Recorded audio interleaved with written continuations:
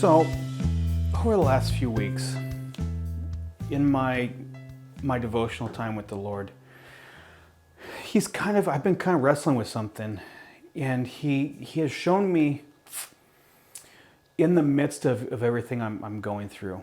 You know, we're in a season right now where God's given me a promise.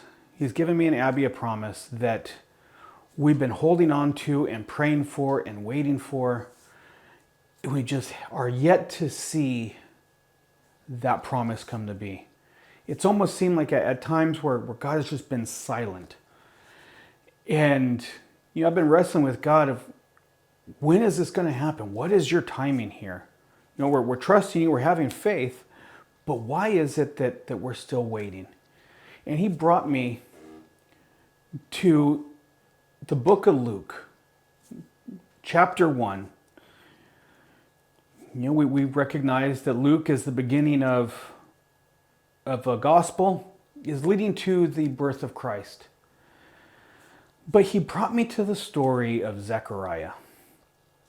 He brought me to this idea of Zechariah. For those that don't know, Zechariah was a priest, was married to Elizabeth, who was one of the daughters of Aaron.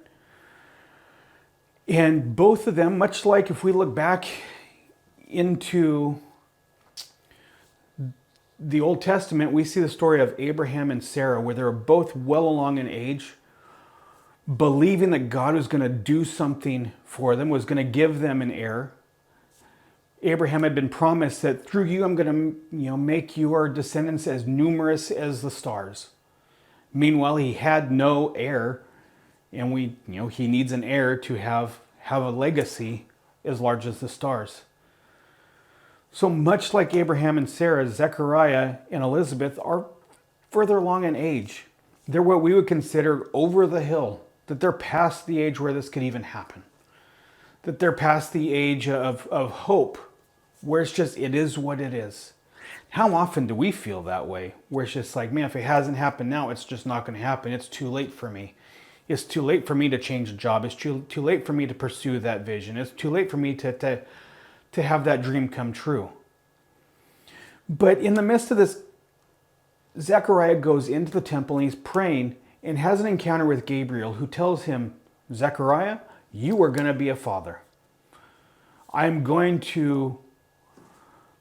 telling you, this is what's going to happen. This is what God has for you.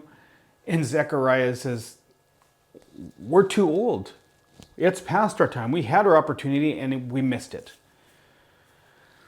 Now, Gabriel silences Zechariah and says, no, you're not going to speak. You're just going to wait and see what God does. Now, we know, looking back, that Elizabeth becomes pregnant with who we know to be John the Baptist. And it isn't until Elizabeth gives birth to John that Zechariah's mouth is opened. I mean, for 9 months, 10 months, Zechariah is mute. He can't say anything. He can't talk. Nobody knows what happened when he was in the temple that day. No one knows any of this, but Zechariah knows. Zechariah knows what God told him. He knows the promise that has been told to him. He knows what's coming. The world doesn't know. And it's not until that promise comes to fruition that the world sees what God had told Zechariah. It wasn't until it happened that Zechariah was able to give the testimony of what God had done and was going to do. The testimony was built up because of the silence of Zechariah, because God muted him. It showed God's power even more. Now, why do I share this? I share this because in my heart, as I was praying, God really impressed my heart that there is somebody that needs to hear this, that needs to know that God has placed something on you. He has placed a promise, a purpose on your heart. He has given you a promise that you feel like cannot happen. It's already past you. You're too old. It's too late. That God wants you to know that it is not too late. That His silence is not to be misinterpreted.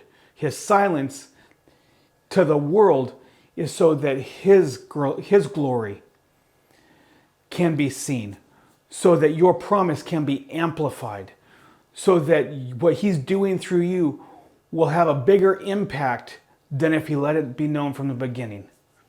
God has a promise, has a purpose on your life, and his silence is a preparation for that purpose in the future. That preparation that's happening now in silence is so that you will be launched off faster, quicker, higher than you can even imagine. So do not be upset at the silence of God in the midst of your days.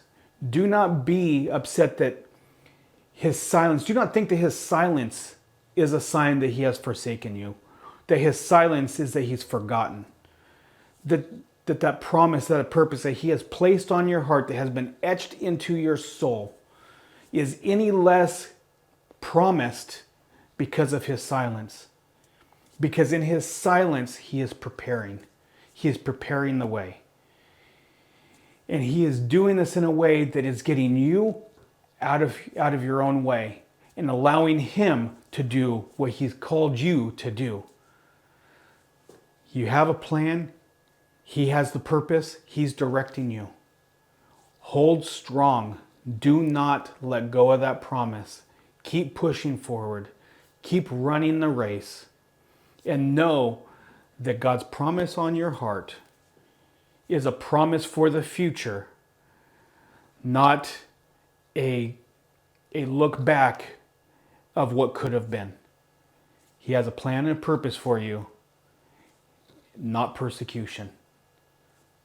So take this word, walk with it, run with it, and do not let the silence keep you from keeping the faith.